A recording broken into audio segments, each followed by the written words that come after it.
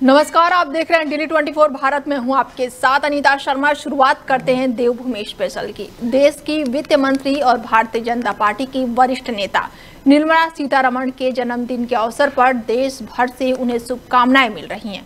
प्रधानमंत्री नरेंद्र मोदी, हरियाणा के मुख्यमंत्री मनोहर लाल खट्टर और राज्य मंत्री नायब सिंह सैनी अनेक नेताओं ने उनके दीर्घायु और स्वास्थ्य यशस्वी जीवन की कामना की है। प्रधानमंत्री नरेंद्र मोदी ने एक्स पर लिखा कि वित्त मंत्री श्रीमती निर्मला सीतारमण जी को जन्मदिन की हार्दिक शुभकामनाएं। विकसित और आत्मनिर्भर भारत के हमारे सपने को साकार करने में उनका प्रयास महत्वपूर्ण भूमिका निभा रहा है।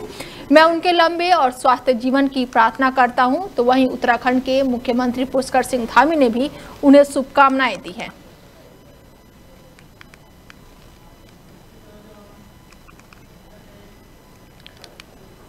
मुख्यमंत्री पुष्कर सिंह धामी ने उत्तराखंड चिकित्सा स्वास्थ्य सशक्तिकरण अभियान के तहत 220 नवनियुक्ति चिकित्सा अधिकारियों को नियुक्ति पत्र सौंपा है और इस अवसर पर मुख्यमंत्री ने सभी चिकित्सकों को शुभकामनाएं देते हुए कहा कि ये क्षण उनके जीवन को महत्वपूर्ण पड़ाव पर लाया है। उन्होंने कहा कि चिकित्सा मात्र स्वास्थ्य सेवा ही नहीं बल्कि देवभूमि के आरोग्य प्रहरी है और जिन्हें प्रदेश की जनता को सस्ती और सुलभ स्वास्थ्य सेवाएं उपलब्ध कराने के लिए सेवाभार और समर्पण के साथ कार्य करना होगा।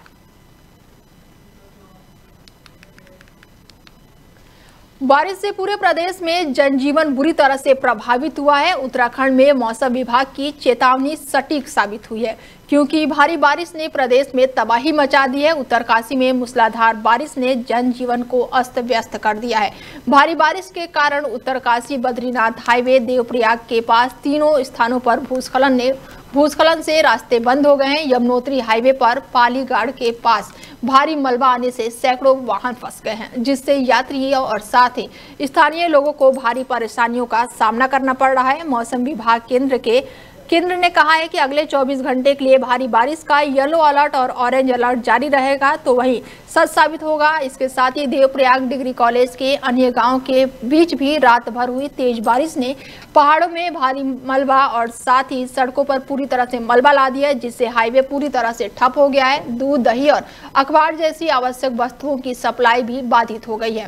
राष्ट्रीय राजमार्ग प्राधिकरण की टीम जेसीबी मशीनों से सड़कों को खोलने में जुटी हुई है, लेकिन लगातार बारिश के कारण राहत कार्यों में बाधा आ रही है। जिसके साथ ही स्थानीय प्रशासन ने भी लोगों को सलाह दी है कि उफनती नदियों पर और बारिश के समय यात्रा करने से बचें और सिर्फ सरकारी स्थानों और जानकारी का उपयोग करें। साथ ही कोई आपदा होने पर सीधा आपदा नंबर को सूचित करें।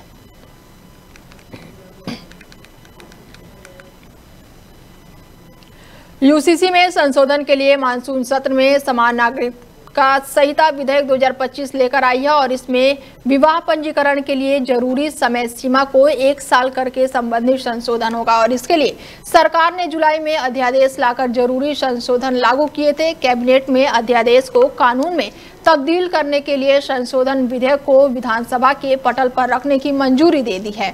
संशोधन विधेयक में 26 मार्च 2020 में अधिनियम लागू होने तक हुए विवाह पंजीकरण की समय सीमा को 6 से बढ़ाकर 1 साल कर दिया गया है। तो ये समय सीमा समाप्त होने के बाद इसमें दंड या फिर जुर्माना का कोई भी प्रावधान किया जाएगा और इसके साथ ही सब रजिस्ट्रेट के समक्ष अपील शुल्क आदि का भी निस्तारण किया जाएगा।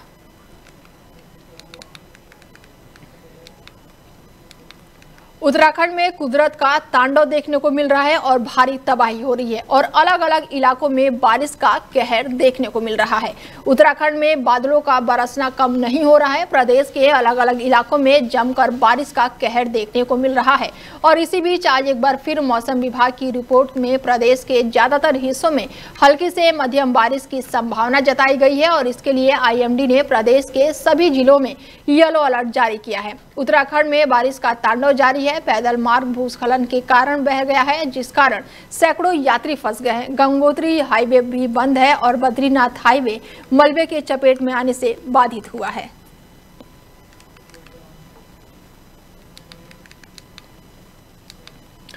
मसूरी में बारिश का कहर लगातार जारी है। भूस्खलन से मकानें क्षतिग्रस्त हो गई हैं और लोग फिलहाल दहशत में हैं। मसूरी में मूसलाधार बारिश के कारण त्रासदी का केंद्र बनती जा रही है और बीते कुछ दिनों से रुक रुक कर लगातार झमाझम बारिश ने जनजीवन को बुरी तरह से प्रभावित कर दिया है। सड़कों पर मलबा गिरे हुए, पेड़ और जगह जगह भूस्खलन से लोग सहमे हुए हैं। और सबसे ज्यादा खतरनाक स्थिति कई मार्गों की है। कैची धाम की भी बता दें आपको। और इसी बस्ती में कुछ मकान भूस्खलन के कारण खतरे की जद में आ गए हैं। जानकारी के मुताबिक एक मकान का पुस्तक पूरी तरह से ढह गया है, जिससे उसका ढांचा असुरक्षित हो गया है। और इसके अलावा 2 अन्य मकानों से भी गंभीर दरारें आई है, जिस कारण कभी भी बड़ा हादसा हो सकता है। स्थानीय निवासियों का कहना है कि हर साल बारिश होती है, लेकिन इस बार हालात बेकाबू हैं। रात भर नींद नहीं आती, डर लगता है कि कहीं मकान ही ना टूट जाए। मौसम विभाग ने अगले 48 घंटे और भारी बारिश की चेतावनी दी है। प्रशासन ने भूस्खलन संभावित क्षेत्रों में अलर्ट जारी कर दिया है और संवेदनशील इलाकों में निगरानी बढ़ा दी गई है।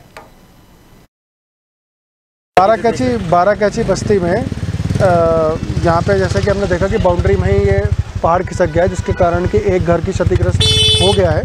तो उसको घर को भी खाली कराया है तहसील प्रशासन और नगर पालिका द्वारा। और बाउंड्री में लगभग इसी के जद में जो लगभग 10 से 12 ऐसे कच्चे मकान हैं जो वल्नरेबल स्थिति में हैं, इन सबको भी इंस्ट्रक्शंस दिए हैं कि शाम तक इनको खाली कर दें, अन्यथा और हम इन सबको भी नोटिस भी देंगे, क्योंकि सब ये अतिक्रमण में ही है, नगर पालिका की भूमि है। तो फिलहाल हम अभी जो वल्नरेबल घर है उन पर फोकस करते हैं, उनको खाली कराएंगे, ताकि आगे बारिश का क्योंकि सीजन चल रहा है कोई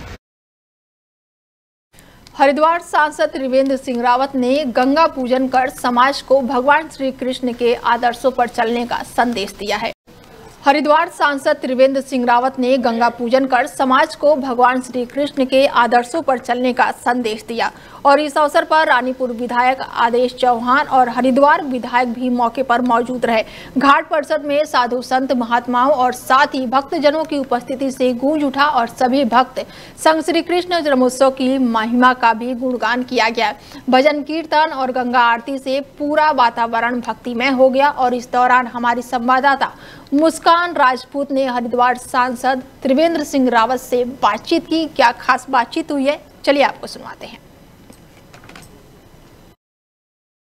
सिंधी घाट पर मौजूद है। यहाँ पर हमारे साथ हरिद्वार के जो सांसद है त्रिवेंद्र सिंह रावत मौजूद है, उनसे बात करेंगे। आज अक्षय सिंधी घाट का नवीनीकरण किया गया है, जन्माष्टमी का भी पर्व है, उसको लेकर के क्या कहना है सर आपका? भगवान कृष्ण आज जन्माष्टमी, तमाम जो श्रोता हैं उनको बहुत बधाई, बहुत शुभकामनाएं देता हूँ। और आज संयोग है कि हम गंगा जी के तट पर और भगवान कृष्ण का जन्म कहाँ हुआ? यमुना के तट पर। गंगा के तट पर आज हम भगवान श्री कृष्ण जी का जन्म मना रहे हैं। ये और बड़ी खुशी की बात है। भगवान कृष्ण का जन्म एक जेल में हुआ, कारागृह में हुआ। और उन्होंने 16 कलाओं से विज्ञ कराया। वो 16 कलाओं के ज्ञाता थे और उनके जो जीवन है उससे हमको संपूर्ण जो मानव जीवन है वो सब कुछ भगवान किसी के जीवन में देखने को मिलता है, सीखने को मिलता है। आज यहाँ पर आरती की गई है, उसको लेकर के क्या कहेंगे आप? नहीं, बहुत अच्छा है। गंगा जी की आरती तो हमारे लंबे समय से होती आ रही है। गंगा आरती की है तो हम सबका और परम सौभाग्य है।